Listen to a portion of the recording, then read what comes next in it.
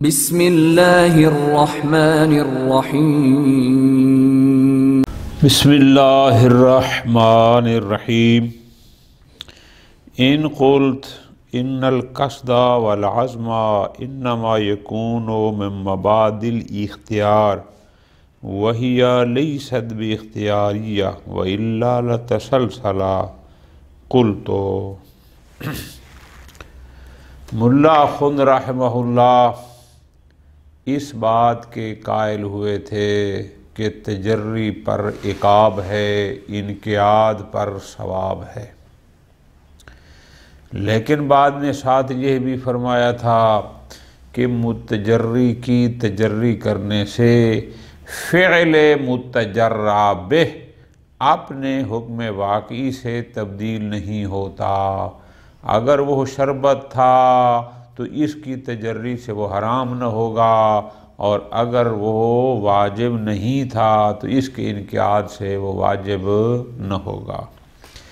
پھر اس پر ایک انقلت آ گیا کہ اگر وہ فعل متجرع بے یا منقاد بے اپنے حکم سے تبدیل نہیں ہوتا، اس نے اگر شربت پیا ہے اور خمر نہیں کیا تو شربت پر شربت کا حکم ہوگا، تو پھر عقاب کس بات کا؟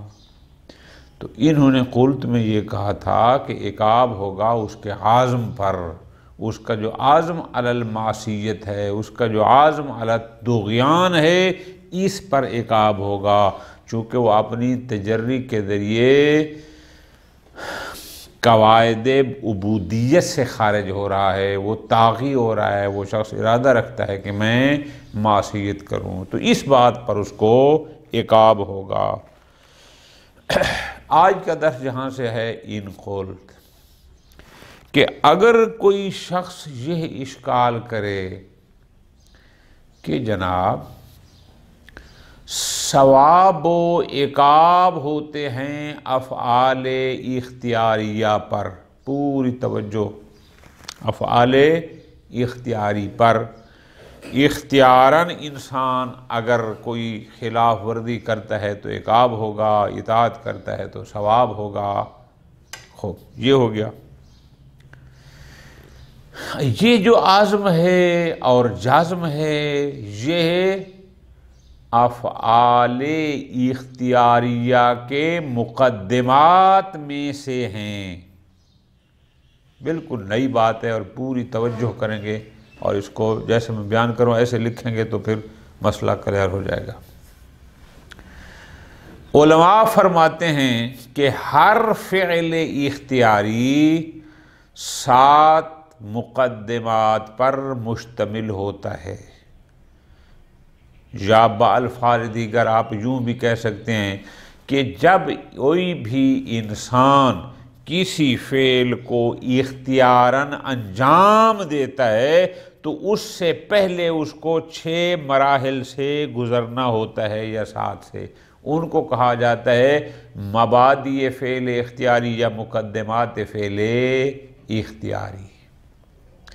اور جو مبادئ ہوتے ہیں فعل اختیاری کے یا جو مقدمات ہوتے ہیں فعل اختیاری کے، وہ اختیاری نہیں ہوتے، تو جب اختیاری نہیں ہوتے تو ان پر ثواب و عقاب بھی نہیں بنتا۔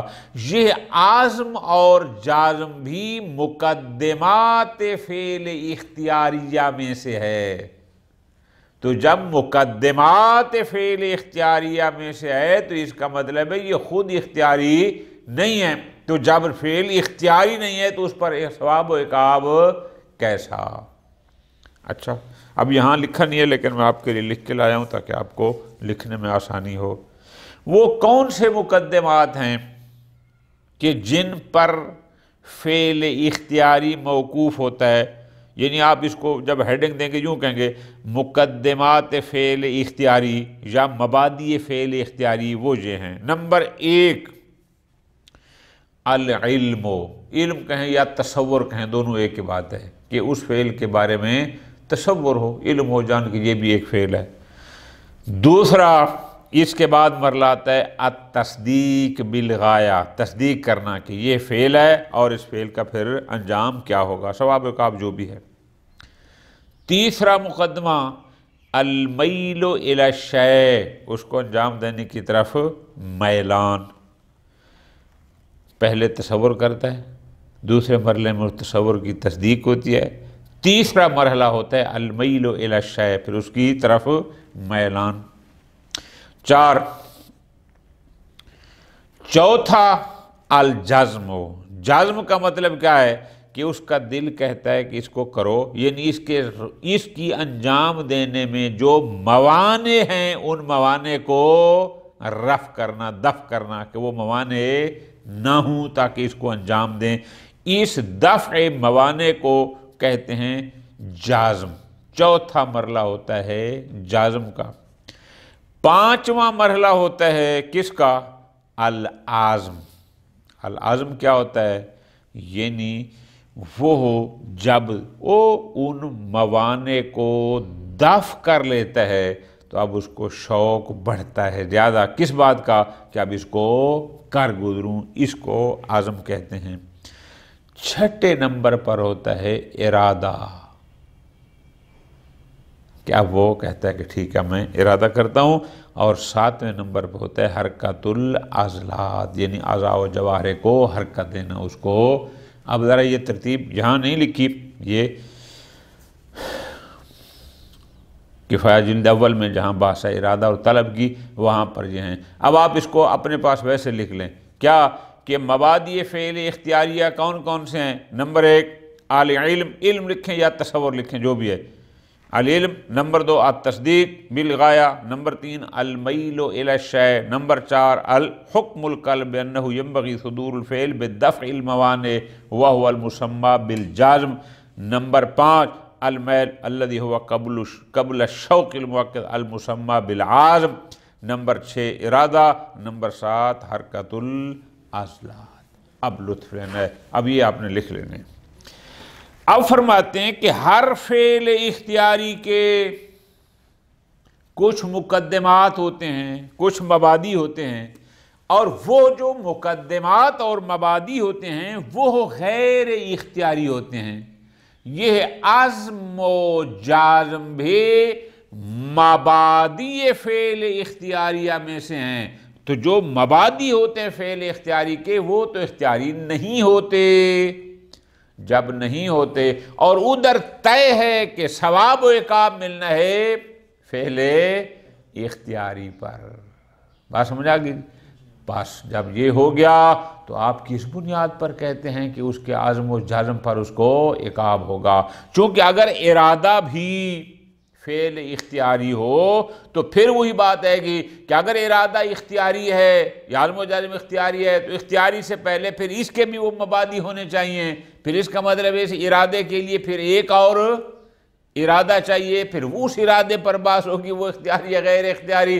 اگر وہ اختیاری ہوگا تو پھر اس کو ایک اور ارادہ درکار ہوگا، وَإِلَّا تسلسلہ، جیسے دور باطل ہے ویسے تسلسل بھی باطل ہے۔ یہ ساری منطق میں پڑھی باتیں ہیں۔ پس ان قلت میں مستشکل یہ کہتا ہے کہ آپ کہہ رہے ہیں کہ ثواب و عقاب ہوگا تجری اور انقیاد پر، عزم و جازم پر، جبکہ یہ مبادئ فعل اختیاریہ میں سے ہیں، اور جو مبادئ فعل اختیاریہ ہیں وہ غیر اختیاری ہوتے ہیں۔ اب جب وہ غیر اختیاری ہوتے ہیں تو اس پر تو ثواب و عقاب نہیں ہونا چاہیے۔ قلت ملا اخند رحمت اللہ علیہ اس کے 2 جواب دیتے ہیں، آغا توجہ فرمانی ہے۔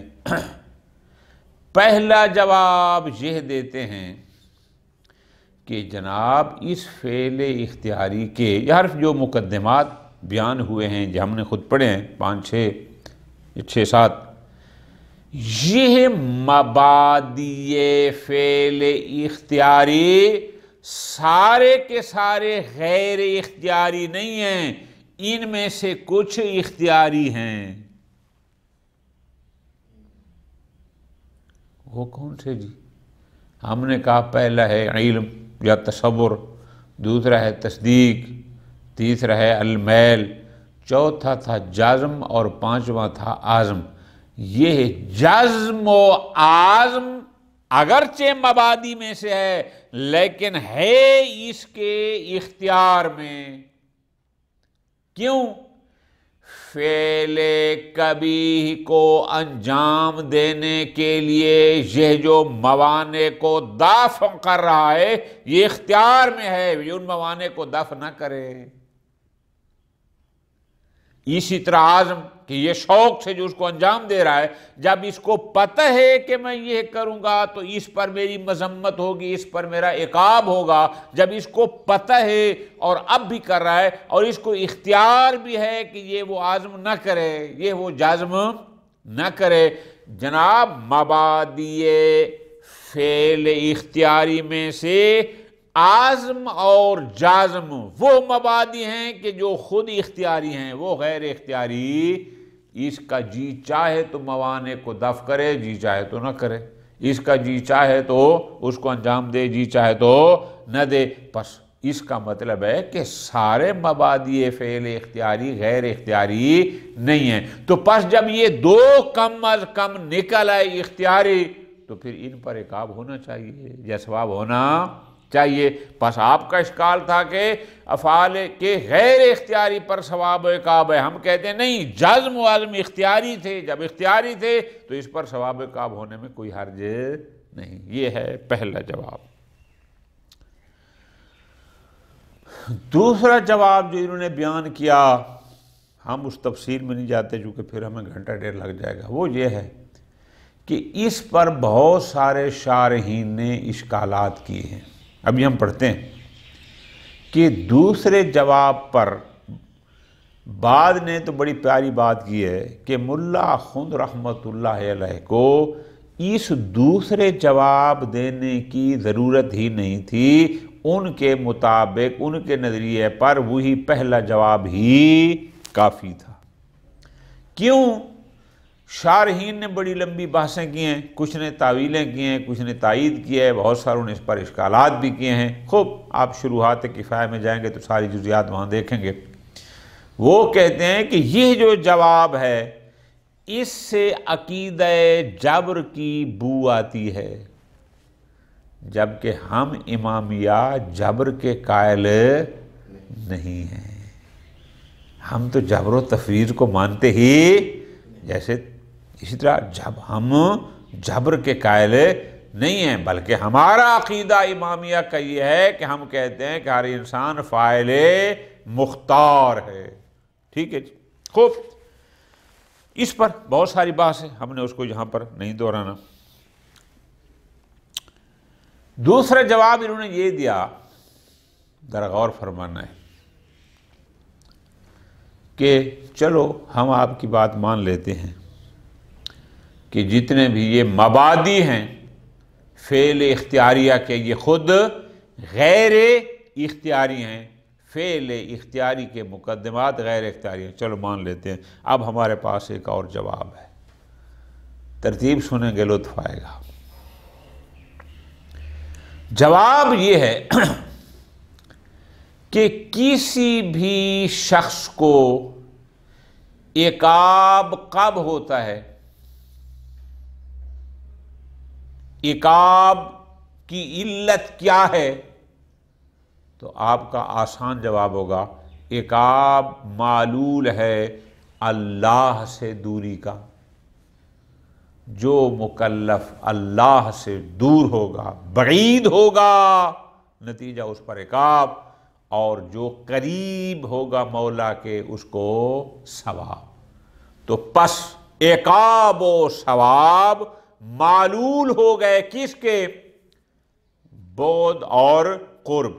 جو اپنے مولا سے جتنا بعید ہوگا وہ مستحق عقاب، جو جتنا قریب ہوگا وہ مستحق ثواب۔ ٹھیک، اب انسان مولا سے بعید کیوں ہوتا ہے؟ یہ بعد عن المولا یہ بھی معلول ہے، اس کی بھی کوئی علت ہے۔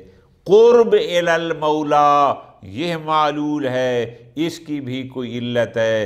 اچھا جی، وہ کیا چیز علت ہے کہ بعد عن المولا، مولا سے دور ہونا، بعید، اس کی علت کیا ہے؟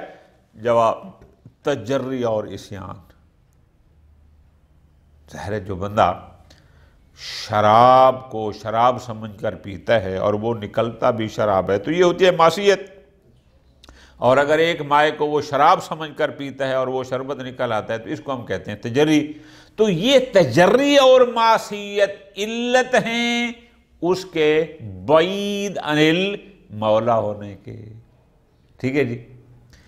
جیسا کہ انقیاد اور اطاعت یہ علت ہیں اس کے قریب الی المولا ہونے کے، پس قرب الی المولا معلول ہو گیا انقیاد و طاعت کا، اور اسی طرح بعد عن المولا یہ معلول ہو گیا کس کا؟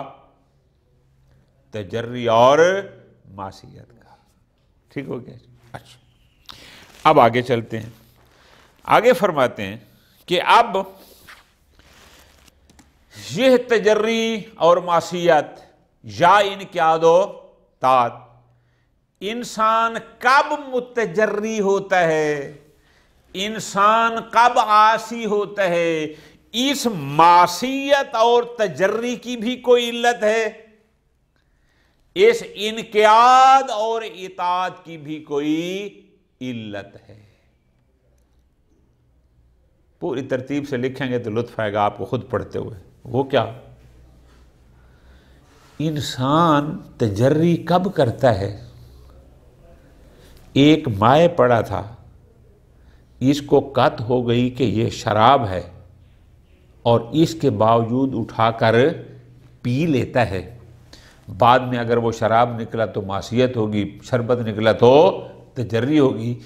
اس کی علت کیا ہے؟ آپ کا جواب ہوگا اس کی علت ہے اس کی بدنیتی اور خبث باطنی۔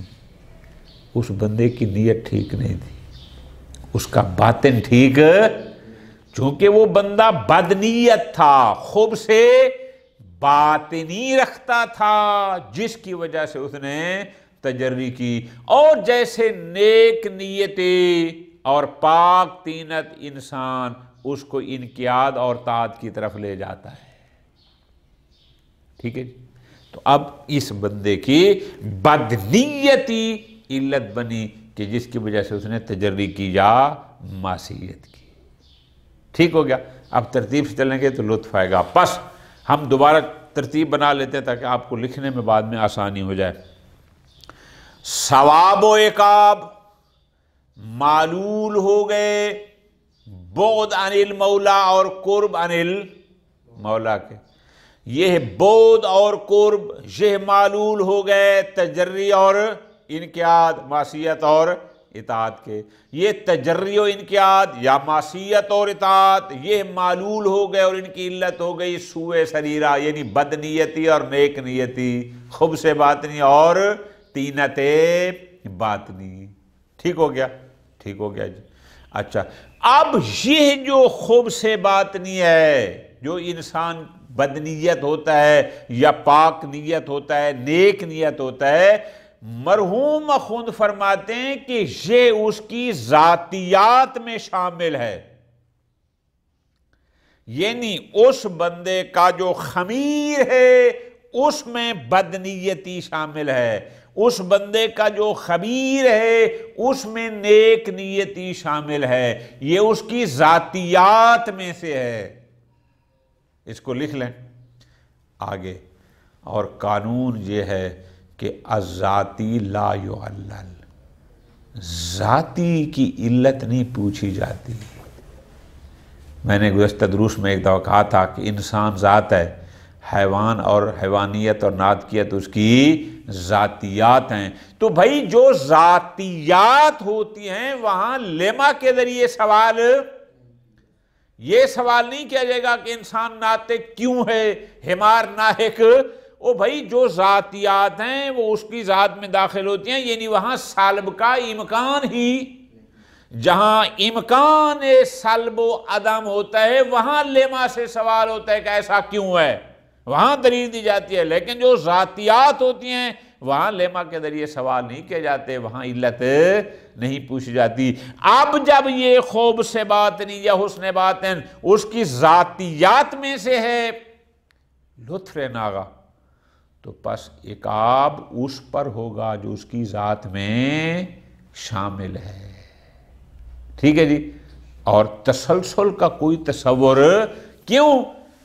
اس لیے کہ جب کوئی بھی سلسلہ علت اور معلول جب ذاتیات تک پہنچتا ہے تو وہاں پر وہ ختم ہو جاتا ہے، منتہی ہو جاتا ہے.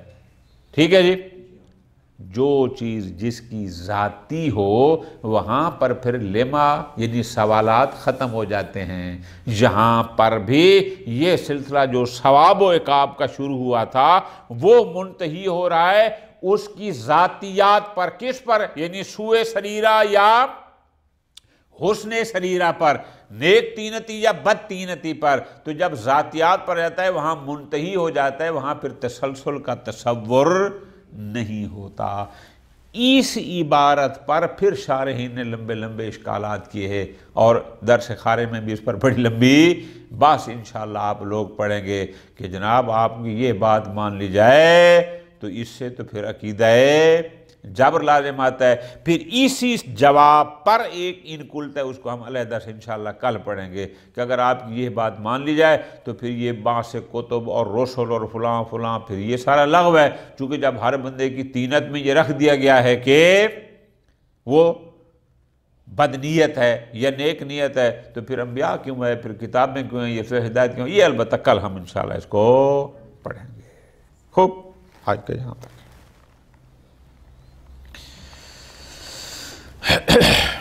ان قلت گزشتہ قلت کے جواب پر اشکال. گزشتہ قلت میں کیا کہا تھا شیخ اخوند رحمۃ اللہ علیہ نے؟ انہوں نے کہا تھا العقاب انما یکون علی قصد العصیان والعزم علی الطغیان. یہ کہا تھا. جواب آج اشکال ہے ان پر. مستشکل کہتا ہے ان القصد والعزم انما یکون من مبادئ الاختیار. میں نے آپ کو لکھوا دیے کہ ہر فعل اختیاری کے 6-7 مقدمات ہوتے ہیں جن کو مبادئ اختیاری کہا جاتا ہے. تو یہ جو مبادئ اختیار ہیں ہی لیست باختیاریہ، یہ اختیاری نہیں ہوتے. لطف لینا ہے. قصد و عزم مبادئ فعل اختیاری میں سے ہیں اور جو خود مبادئ ہیں یہ اختیاری نہیں ہوتے. جب نہیں ہوتے اور قانون یہ ہے کہ ثواب و عقاب فعل اختیاری پر ہوتا ہے غیر اختیاری پر نہیں ہوتا، تو آپ پھر کس بنیاد پر کہہ رہے ہیں کہ قصد العصیان اور عزم علی الطغیان پر عقاب ہے، حالانکہ یہ تو غیر اختیاری ہیں. وَإِلَّا کیوں؟ اس لیے کہ اگر ہم اس قصد اور عزم کو اختیاری قرار دیں گے تو اگر یہ فعل اختیاری ہے تو پھر اس سے پہلے ایک اور قصد و عزم ہمیں اس کے مبادئ میں شمار کرنا ہوگا جو غیر اختیاری ہوگا، پھر اس میں بات ہوگی وَإِلَّا لَتَسَلْسَلَا. چونکہ اگر ہم ان مقدمات فعل اختیاری کو غیر اختیاری نہیں مانتے تو اس سے تسلسل لازم آتا ہے اور التسلسل باطل. خوب. قلت ملا خند رحمت اللہ علیہ جواب دیتے ہیں 2 جواب. پہلا جواب یہ ہے کہ ان الاختیار وَإِن لَمْ يَكُنْ بِالْاخْتِيَارِ إِلَّا أَنَّ بَعْضَ مَبَادِئِهِ غَالِبًا يَكُونُ وُجُودُهُ بِالْاخْتِيَارِ. توجہ کرنا ہے. فرماتے ہیں کہ یہ جو عزم ہے یا جزم ہے، یہ جو اختیار ہے، اگرچہ یہ 6-7 مبادئ پر مشتمل ہے، لطف لینا ہے، لیکن میرا نظریہ یہ ہے کہ یہ سارے کے سارے مبادئ غیر اختیاریہ نہیں ہیں. ان میں سے کچھ مبادئ ایسے ہیں جو مبادئ اختیاریہ کہلاتے ہیں. اچھا، کس بنیاد پر مبادئ اختیاریہ ہیں؟ فرماتے ہیں اس بنیاد پر لِتَمَكُّنِ مِنْ عَدَمِ کہ مکلف متمکن ہے کہ ان کو بجا نہ لائے. اچھا، کب؟ بالتأمل کہ اگر مکلف تأمل کرے، غور کرے، فیما یترتب علی ما عزم علیہ، کہ اس نے جسے کرنے کا عزم کیا ہے اس پر کیا مترتب ہوگا۔ کیا مطلب؟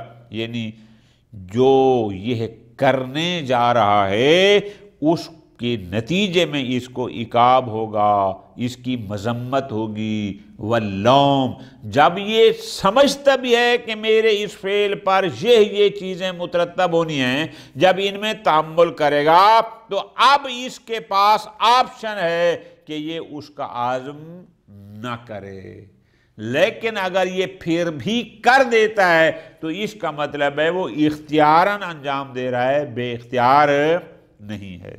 خوب، یہ عبارت تھی، لیکن آپ نے مرادی اس کا جو حل کرنا ہے وہ یہ کرنا ہے کہ گویا ملا خند یہ فرما رہے ہیں کہ فعل اختیاری کے مبادی سارے غیر اختیاری نہیں ہوتے، ان میں سے کچھ اختیاری ہوتے ہیں، جیسا کہ یہ جزم اور عزم ہے۔ جزم کیا ہے؟ یعنی اس کے انجام دینے کے موانع کو دور کرنا، عزم یعنی اس کو بجا لانے کا شوق۔ فرماتے ہیں یہ اس کے اختیار میں ہے، نہ کرے۔ اس کو جب پتہ بھی ہے کہ اس کے بعد یہ چیزیں مجھے ہوں گی، میری مذمت ہوگی، مجھے عقاب ہوگا، لیکن پھر بھی انجام دے رہا ہے، تو لہٰذا یہ سارے مبادی اور بالخصوص العزم والجزم اور ارادہ یہ اختیاری ہیں۔ جب اختیاری ہیں تو ان پر عقاب ہو سکتا ہے۔ یہ ہوگا پہلا جواب۔ دوسرا جواب یہاں سے شروع ہوتا ہے، فرماتے ہیں یمکن ان یقال، دوسرا جواب یہ ہے ان حسن المؤاخذہ والعقوبہ، مؤاخذہ یعنی عقاب، بال پرس کب حسن ہوتا ہے؟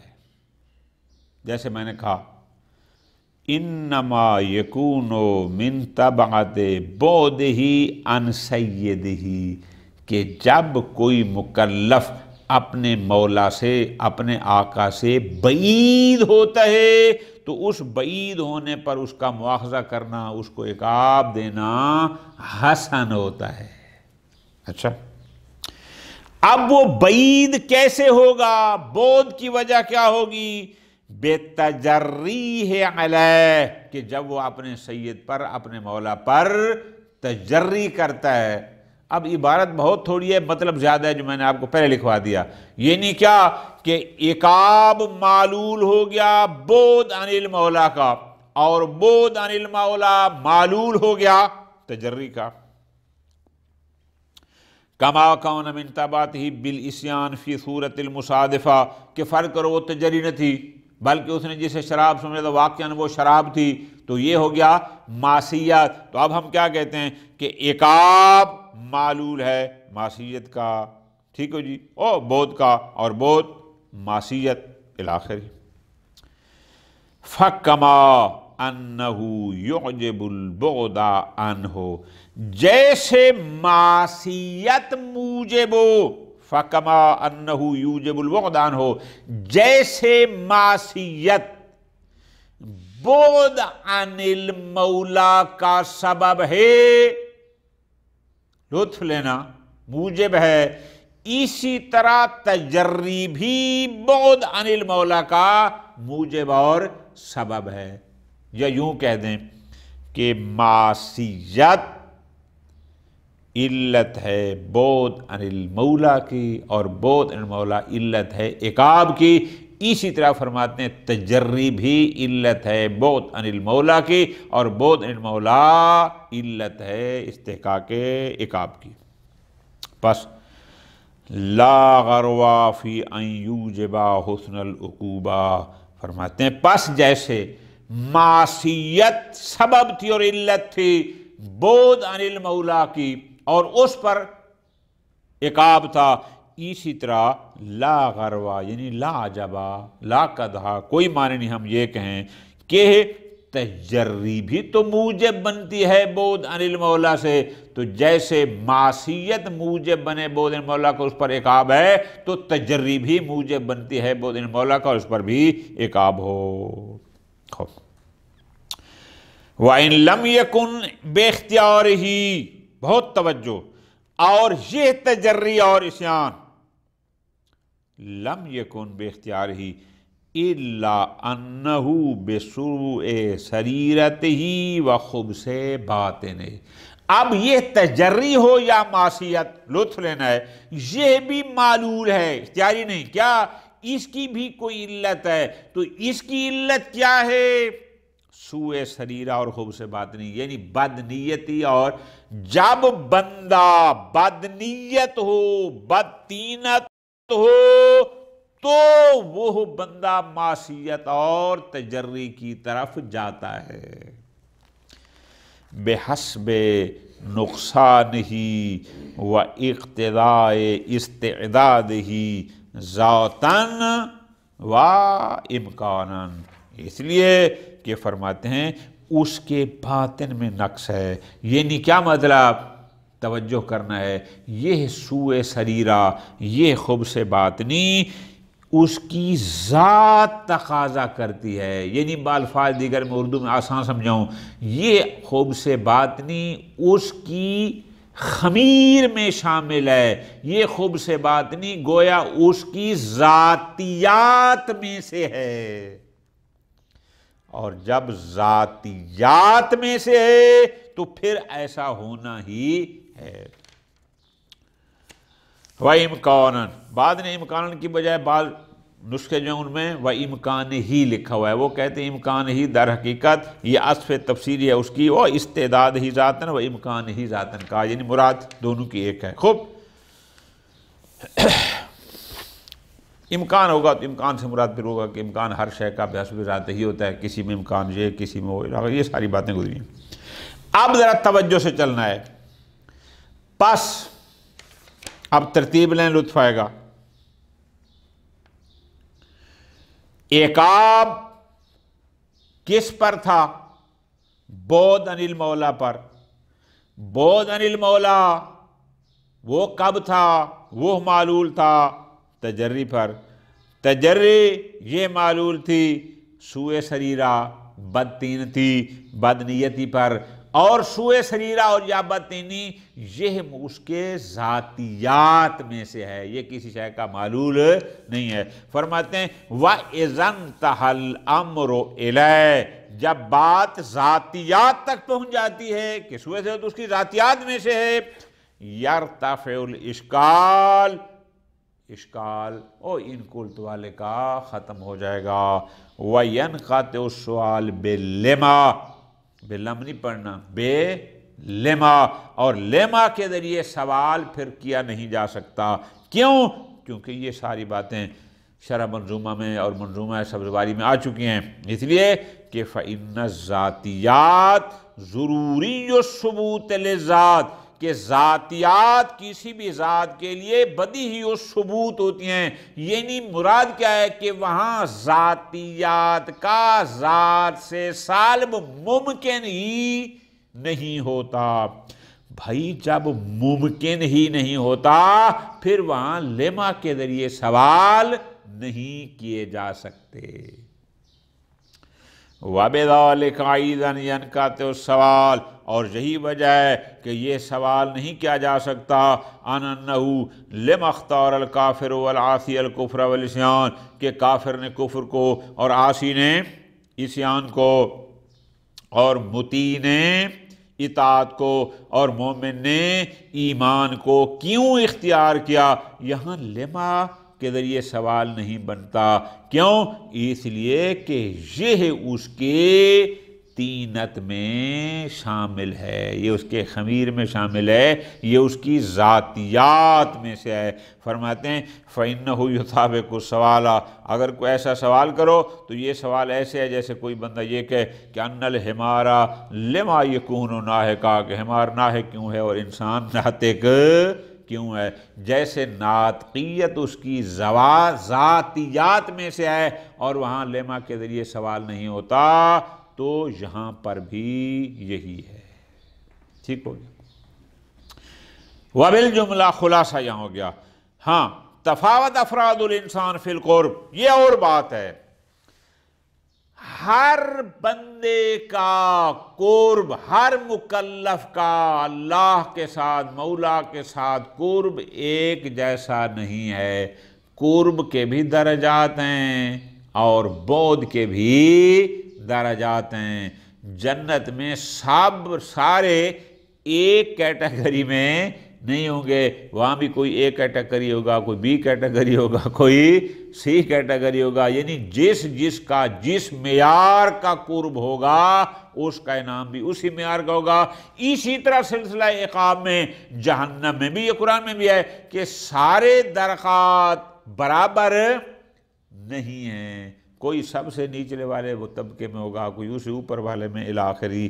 فرماتے ہیں خلاصہ تفاوت افراد انسان فی القرب منہ جل شانہ عظمت کبریاہ والبعد عنہ سبب لاختلافہا، پس قرب میں اور بعد میں سارے انسان چونکہ ایک جیسے نہیں ہے، پس انسان کے افراد کا تفاوت سبب بنتا ہے لاختلافہا، کس میں؟